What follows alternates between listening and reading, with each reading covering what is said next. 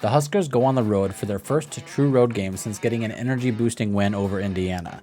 Will they come out on fire or will they fall down flat? Let's get into it. Hi, I'm Aaron Muller, and welcome to Cobsmacked. This is a Nebraska football channel where we cover the Huskers season and team news. If you enjoy the video, be sure to drop a like and subscribe to the channel so you don't miss more videos like this. So we're going to jump right into the preview of the Week 6 game against the Rutgers Scarlet Knights. The game is at 6 p.m. in Piscataway, New Jersey. It's going to be on FS1. The weather looks like it should be typical fall weather, 65 degrees at kickoff. I don't see any wind or rain or anything in the forecast, but that could change, obviously. The Rutgers team is in the Big Ten East. They are currently 3-2 with an 0-2 conference record.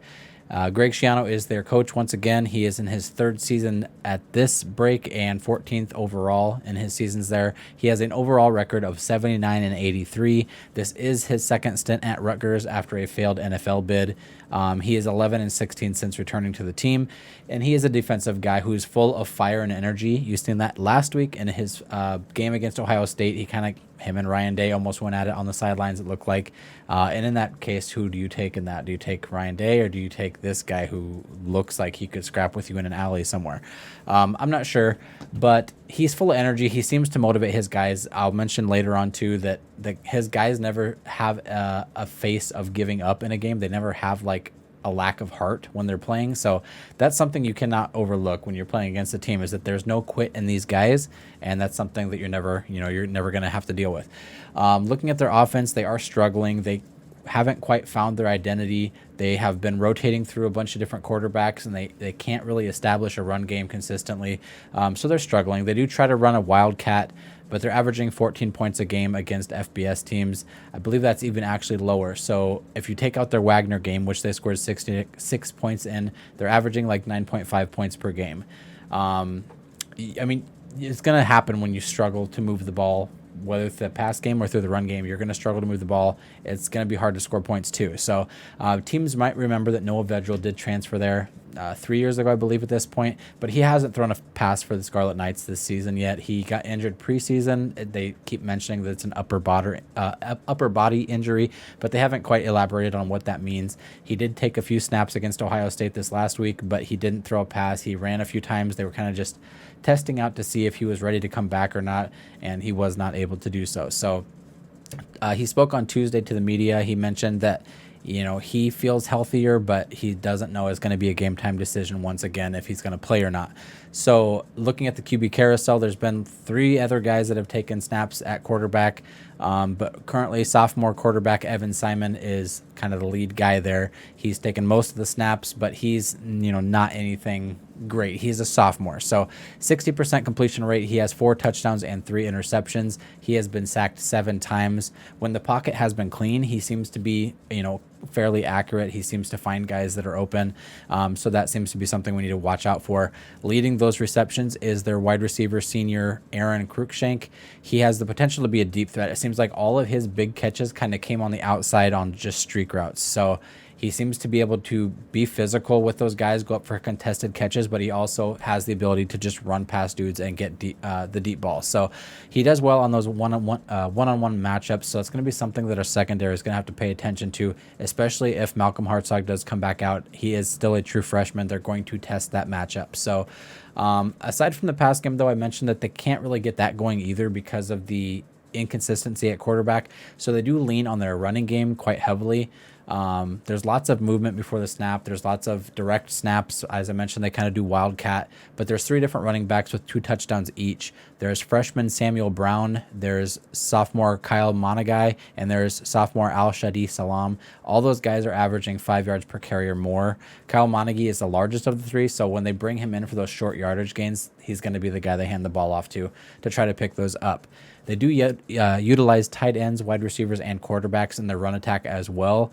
Simon's not the most agile quarterback, but he has shown the ability to take off when there's something available. He's not afraid to scramble for the first down if the defense gives it to him. So, but the tight ends are even taking snaps back there. The wide receivers are running a lot of the screen routes and things like that, the reverses and things like that. That seems to be something that Schiano seems to be fairly decent at, is kind of scheming around what his team is giving him.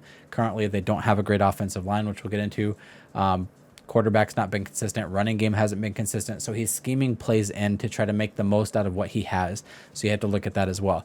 But overall, they seem to be struggling offensively. They're only converting on 32% of their third downs. They're not staying on the field. They're not having consistent drives.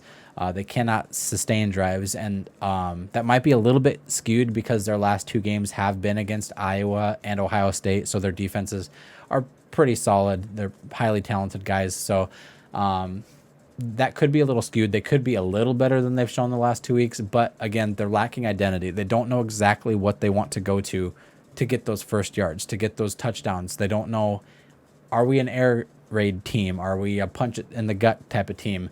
They don't know. And so they're just kind of trying out everything, and nothing seems to be clicking for them yet. Flipping over to the defense, the front seven seems pretty solid. The defensive line and the linebackers, they like to blitz those linebackers and the cornerbacks as well, because those front seven guys seem to be pretty solid.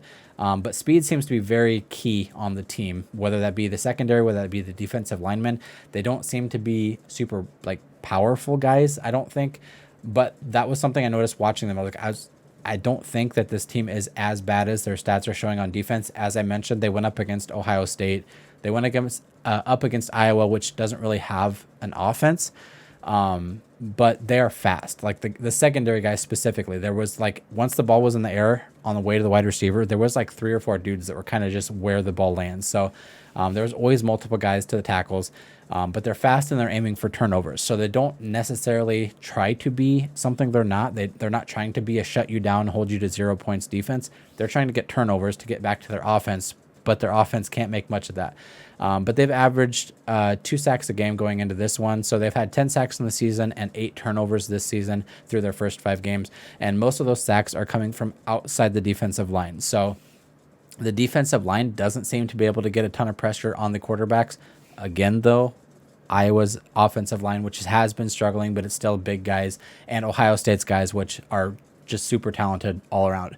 So a lot of the sacks are coming from blitzing the linebackers in or blitzing the cornerbacks in, and the quarterback just not picking them up. So even if the defensive line can't seem to get pressure on the quarterback, they are really solid against the run. So between the defensive line and the linebackers, they are 18th in the country in total defense with 282 yards per game, and they're only allowing 24 points per game as well.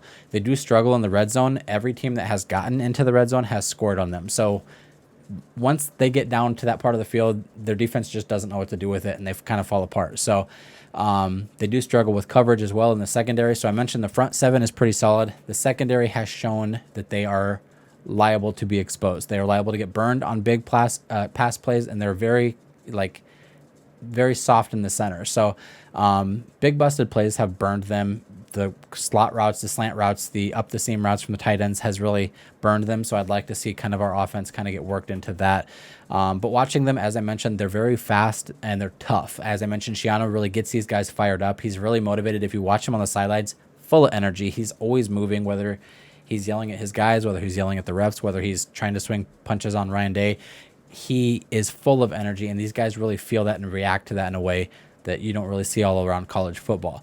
But as I mentioned, they're also not necessarily the strongest, biggest team, but they do use that speed and they do use their physicality to try to win those matchups. So as I mentioned, lots of hats to the ball. They're disruptive on the line, and they make passing difficult. They're not going to make it easy on you. There's going to be, again, hands in the air. They're going to try to tip those passes, try to pick off guys. Even against Ohio State and Iowa, they had opportunities to do that. So looking at their special teams, really nothing to look here. Irish field goal kicker Jude McAtamy. I'm sorry if I butchered that, but he's solid. He's not 100% on the year, but he seems to be solid at distance even. He seems to be fine, and their punting is netting 9th in the country. So special teams is not going to be something that like last week, Indiana struggled. We blocked one of their punts and took it back to the house. I don't think we're going to see as much of a field advantage as we did last week. Our punting team kept putting us in great positions, field positions for our defense to go in there and have good games. Their punting game is going to be probably a neutral if you take ours and theirs into consideration. They're not going to really take away from the game, but they're not really going to add anything to it. So getting right into the keys of the game, I think that number one, first and foremost, the confidence on the team needs to show up as it did last week. early in the game, there was kind of a low energy, but then as the team started feeling more confident in their abilities, especially the defense coming out in the second half, once they figured out like we can do this and they really truly believed that in themselves, you've seen their intensity and their violence kind of pick up. People kind of jumped on Travis Vokalek for mentioning violence in his presser this week. I have no problem with that. That's what football is. Football is violence, and although it's controlled violence, it is violent. That's why we watch the game. You look at Luke Reimer hit last week where he just absolutely obliterated the guy. That is football. That is violent. And across the board, I think when guys have confidence, they play tighter to their coverages. The linebackers, they can have confidence in not only their ability, but the linebacker next to them. Luke Reimer and Henrich, they both play so much better when they can trust the other guy to be doing their job without necessarily communicating with them. Confidence in yourself and your teammates allows more of that aggression to come out, allows you to play more free because you don't have to worry if I don't make this play, the whole play is blown up. You don't worry about that because if I don't make this play, I can trust the guys around me to make the play as well. And on offense, it kind of goes the same way. If I don't make this play, if I don't get this block, or if I don't catch this ball, the whole game's gone. You have other guys on the team you can trust now. Trey Palmer seems to be a big part of the offense, but a lot of guys can trust him to make plays. And so that kind of just builds up everybody's confidence. Like, if he can do it, I can do it too, type of thing. So I think having that aggression without fear does lead to the more violent, more intense plays that we see from guys. And when you see that physicality winning out, when you see the violence in the rushing tack or the violence in the trenches or certainly the violence on the defense, you see more big plays being popped out. And I think once we get the running game going, once those guys play more physical as well, if our offensive line can play more violent, play more aggressive and intense in those trenches, we're going to see some guys absolutely blow up this season. So coming off a win, I'm hoping that we build some of that close game confidence. That going into the fourth quarter last week, we were tied. It was another close game. A lot of fans specifically probably didn't feel too confident in the game, but the players showed that they were confident enough to go out there and get a win. I think carrying that over, it's going to be huge. Whipple made a comment that he didn't think that he thought his players might not have had that mentality that they could win every game. I think maybe that's a little concerning, but from the sounds of Mickey Joseph and Bill Bush, they're really pumping that into the team as much as they can. They're injecting as much positive energy into this team that you guys have shown you can win now. Go out and do that again. It's not about winning one game. It's about doing it every single week, putting in that work every single week and showing that you are capable of doing this. The offense seems uber competent behind Trey Palmer, Casey Thompson, Anthony Grant. All those guys pump confidence into the team. Even the offensive line, even though they haven't been playing specifically well, Turner Corcoran's aggression last week shows me that he's more confident. Even though he's making mistakes, he's not playing afraid. A lot of the offensive guys aren't playing afraid, and that shows you that they're more confident. The defensive side, I think that they might struggle again to get that started, but once it gets going, if Garrett Nelson can get a sack earlier, if any of those defensive linemen can get a sack earlier, the rest of those guys feed off that. And so I think if they can show any kind of pressure in the beginning of the game, that's going to really feed into that. Looking at key number 2, the offense needs to get rolling early on the road. They've had Rutgers has had 2 physical, hard-fought games against Ohio State and Iowa the last 2 weeks. So I think they're going to be a little banged up. They're going to be a little lower on energy than you might expect. But they have shown strength against the run, and so I think that even though they've shown that strength, I think Anthony Grant is probably the best running back they're going to come up against, and them being as beat up as they are and their offensive line, their defensive line being as strong as they are, I think that's going to start taking a toll later on in the game.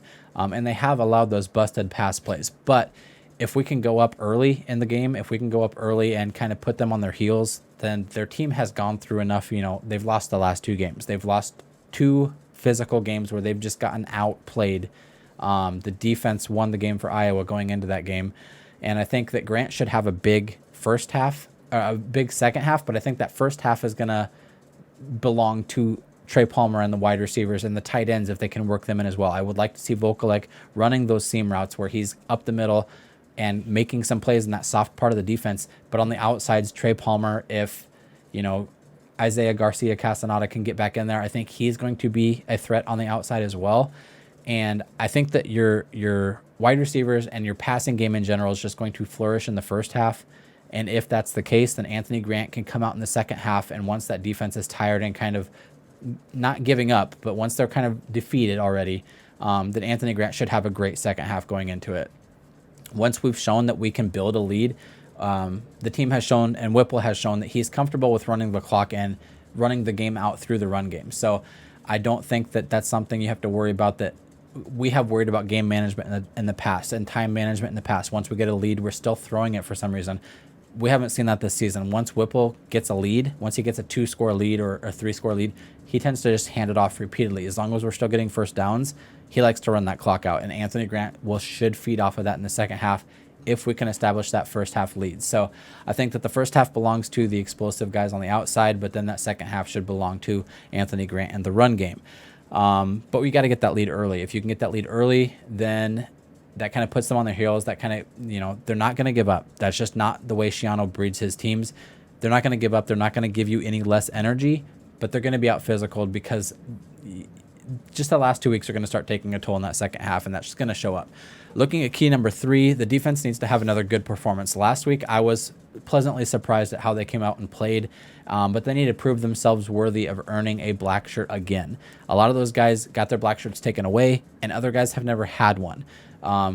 But one game cannot get you a black shirt. You need to show that this is who we are as a team. This is who we are as a defense, that we are the black shirts. It's not one performance gets you that. So they can come out there and show that they are able to play that way again. And maybe even this game won't be enough. They'll have to do it again. But you need to continue where you left off. So Rutgers has had a rough couple weeks against Iowa and Ohio State, as I mentioned.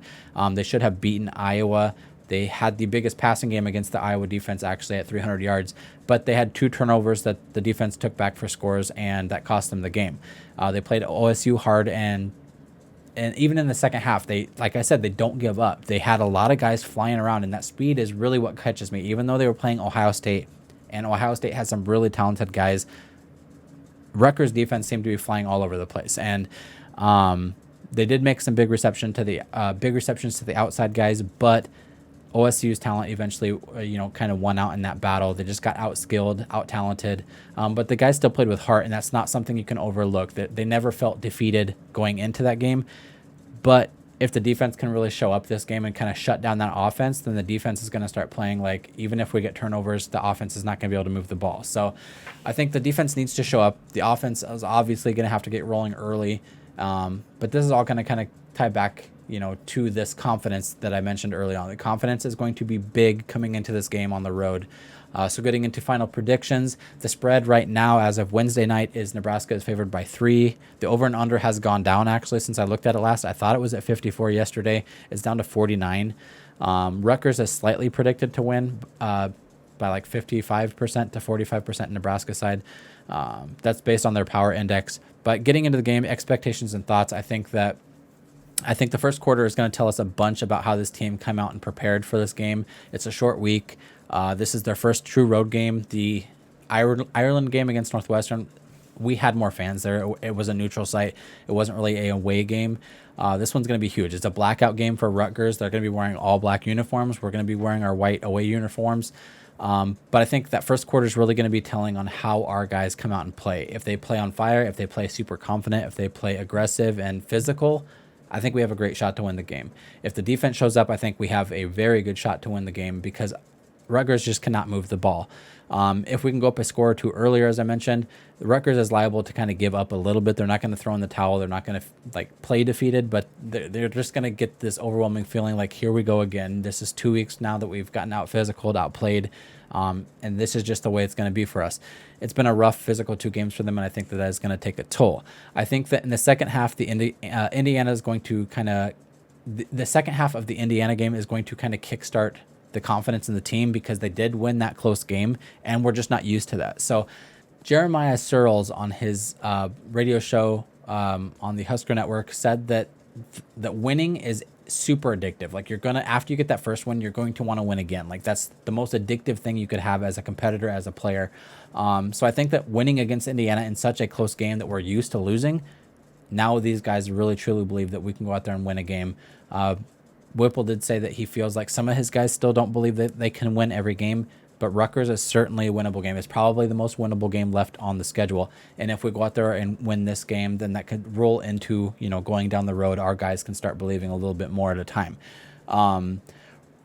The offense always comes out hot, it feels like. That first drive, both in the first half and the second half, the first drive seems to be fairly fine. As I mentioned, they kind of play with aggression all the way around that last game, but the defense seems to kind of have a slower burn. But maybe since that Indiana game, they can come out knowing how they can play, and they kind of started clicking in that second half. They really shut down Indiana, even though Indiana's offense isn't all that great either. Just having that unity, having this whole team mentality of if we play aggressive, if we play, trusting each other, and as a whole defense, we're going to play really well. And the Rutgers offense, especially the O-line, is struggling, and so the defense is going to have opportunities to make plays, and if they're playing confidently, they're certainly going to make those. I think the offense gets started early. I think that even though Rutgers has shown that they have a strong front seven, I think we're able to kind of move around that. We're going to be able to move the ball around that. And then in the second half, as I mentioned, Anthony Grant should take off. I think he goes for over 150 yards again this game. I'd like to see him get a touchdown. He doesn't get a ton of those. Casey Thompson will throw for 3 or more touchdowns, and Trey's going to be a major player in that offensive game. Score is going to be 38-20 is my prediction. I think that Rutgers is going to struggle to move the ball consistently, even with Nebraska's defensive woes. I think that last week kind of showed that we could turn the corner there, and hopefully that sticks around. Take away the 66 points against Wagner, as I mentioned, and they're only scoring an average of 9.5 points per game against FBS opponents. So I think even if you would allow them to score double that at 20 points, which I gave them 20, I think you're still going to be able to score more than 20 points. Nebraska has not scored less than 20 points very often, even going into the past seasons where we've lost a ton of games. The thing that worries me the most is that if we have another messy game, if we have another 12 penalties like we had last week against Indiana, Rutgers is probably not going to bite itself in the ass as much as Indiana did. So the Rutgers defensive speed could also show some issues if Nebraska isn't careful and Casey Thompson isn't careful with those throws in the first half specifically. I think that Rutgers could get some turnovers, and those guys have the potential to take it back to the house. And on the road, momentum is going to be even bigger than it is usually, especially in a night atmosphere against Rutgers and a blackout game. I'm not sure what their stadium really looks like for those blackout games, if it's more full than usual, but momentum's going to be huge regardless. So whichever team kind of grabs momentum early in the game is going to probably go away with the win in this one. So that's going to wrap up this week's preview. We'll be back here for a recap of the game. Since it is a Friday night game, I'll try to get that out Saturday night or Sunday morning. But I'm hopeful that the team has finally turned a corner and caught a spark, and they're going to run with it. They have a chance to win back-to-back games, and they're not, we're not used to doing that in the past 4 seasons. So what do you think? Leave me a comment below, or you can find me on Twitter at Cobsmacked Media. But until next time, go Big Red.